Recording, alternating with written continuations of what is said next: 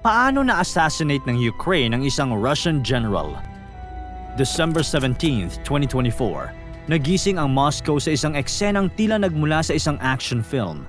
Isang malakas na pagsabog ang gumulantang sa tahimik na kalye ng Zemlyansky Prospect.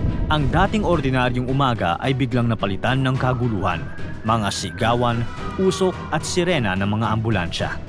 Sa gitna ng kaguluhan, natagpuan ang isang nasusunog na e-scooter sa tabi ng nakabulagtang dalawang tao. Isa sa mga ito ay si Lieutenant General Igor Kirillov, ang kontrobersyal na pinuno ng Nuclear, Biological and Chemical Protection Forces ng Russia. Paano naganap ang matinding pagsabog na ito? Ano ang papel ng simpleng e-scooter sa tila imposibleng operasyon ng assassination? Tara, pag-usapan natin.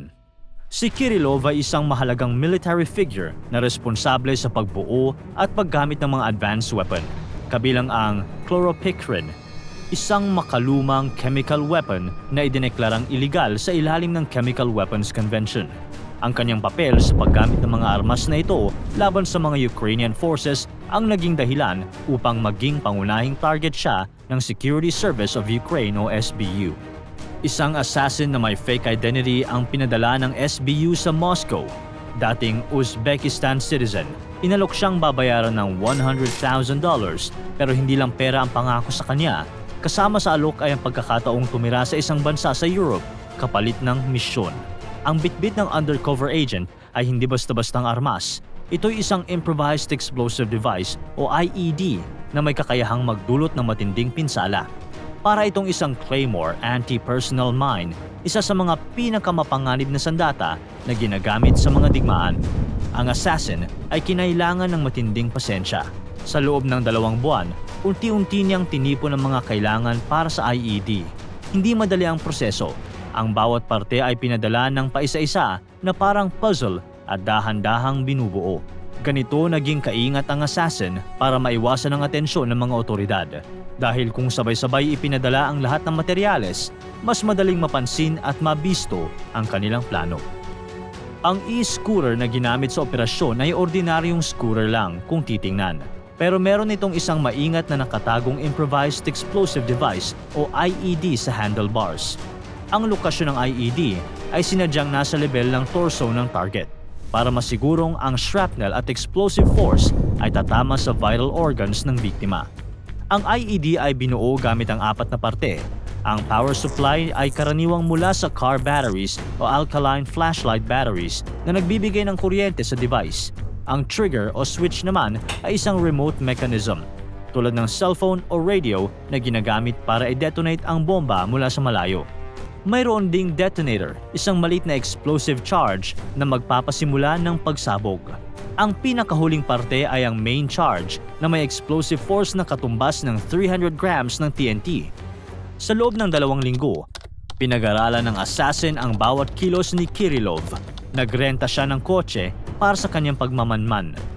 Paulit-ulit niyang sinubaybayan ang eksaktong oras ng paglabas ni Kirillov sa apartment tuwing umaga. Hanggang sa naspatan niya na ang perpektong lokasyon ng paglalagyan niya ng e-scooter. Isang gabi bago ang operasyon, maingat na ipinarada ng assassin ng e-scooter sa harap ng apartment building ni Kirillov. Eksakto sa lugar kung saan siya palaging dumadaan. Ang e-scooter na nilagyan ng IED ay nakaposisyon malapit sa likod ng isang poste para magkaroon ng clear line of sight ang shaped charge papunta sa target. Sa oras ng operasyon, ang assassin ay nasa isang ligtas na spot. Pinapanood ang live feed mula sa isang hidden camera na nakakabit malapit sa lugar ng scooter. Kinukunan ito para sa Ukrainian Security Services. Nang makita niyang lumalabas na si Kirillov kasama ang kanyang assistant, pinindot niya na ang remote trigger na nag-activate sa IED at nagdulot ng malakas na pagsabog. Ang pagsabog ay eksaktong tumama sa harap ng target bandang 8:00 ng umaga. Walang radial shrapnel damage sa mga kalapit na sasakyan o istruktura na nagpapatunay na ang blast ay directional sa target. Kaya si Kirillov at ang kanyang assistant na si Ilya Polikarpov ay bumulagta sa sahig, duguan at kaagad na binawian ng buhay. Ang strategic placement ng IED, ang maingat na engineering ng device at ang precision ng execution ay malinaw na ang mga professional ang nasa likod ng operasyon.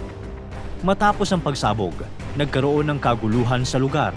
Ang malakas na putok mula sa isang e-scooter ay nagwasak ng mga bintana ng kalapit na building na nagdulot ng takot sa mga residente.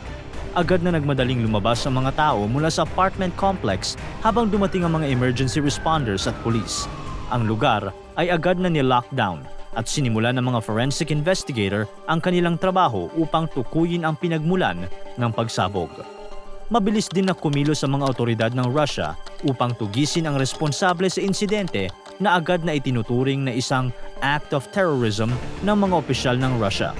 Di nagtagal, kinumpirma ng Federal Security Service o FSB na kanilang naaresto ang suspect na kinilalang si Akhmatson Kurbunov.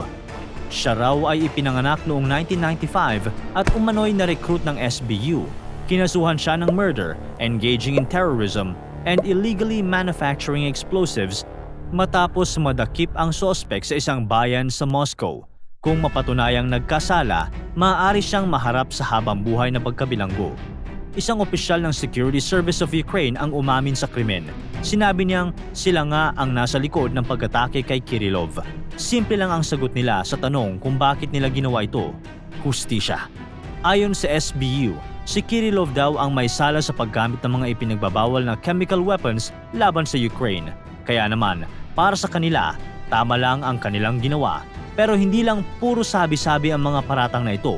May mga basehan nito dahil noong October 2024, sinanction na ng United Kingdom si Kirillov dahil sa paggamit ng mga barbaric chemical weapons sa Ukraine. Pati ang Estados Unidos at Canada, matagal nang may aksyon laban sa kanya at sa mga kaugnay na Russian entities. Pero hindi pumayag ang Russia sa sinabi ng Ukraine. Tinawag nila ang pagpatay kay Kirillov na isang terrorist attack at pinabulaanan ang mga aligasyong may kinalaman si Kirillov sa paggamit ng mga ipinagbabawal na kemikal na armas. Sinabi ni Kremlin spokesperson Dmitry Peskov na obvious na ang Ukraine ang nasa likod ng insidente at idiniin niyang dapat lamang na maparusahan ng Ukraine para sa kanilang paggamit ng teroristang pamamaraan. Inamin din mismo ni Russian President Vladimir Putin ang mga kahinaan sa seguridad ng Russia, pero sabi niya, "We must not allow such very serious blunders to happen." Dahil dito, mas lalong tumindi ang tensyon sa pagitan ng Russia at Ukraine. Noong January 14, 2025, inilunsad ng Ukraine ang pinakamalaking air attack sa loob ng teritoryo ng Russia mula nang magsimula ang giyera. Gumamit sila ng mga drone at long-range missile upang atakihin ang mga strategic targets sa mga rehiyon ng Bryansk, Saratov, Tula at Tatarstan. Ang mga ataking ito na umabot hanggang 1,000 kilometro mula sa border ng Ukraine ay malinaw na nagpapakita ng lumalawak na kakayahan ng Ukraine sa long-range operations. Kabilang sa mga ginamit ang US-made ATACMS missiles na nagpapalakas sa arsenal ng Ukraine.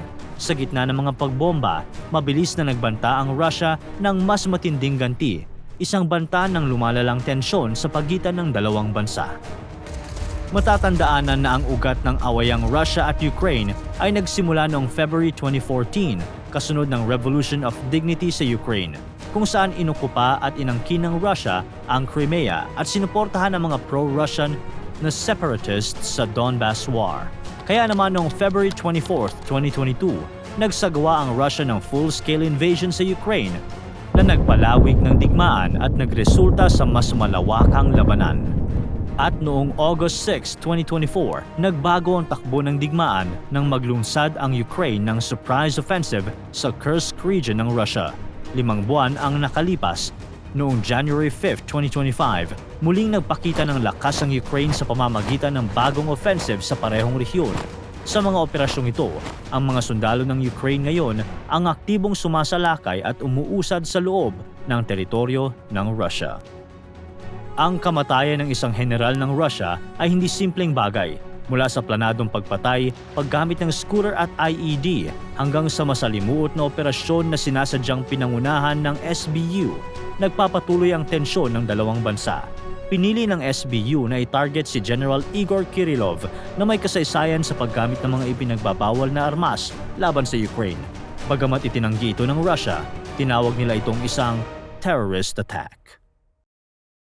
Para tuloy-tuloy ang saya at kwentuhan, huwag kalimutan mag-subscribe sa Bubbly YouTube channel at pindutin ang notification bell.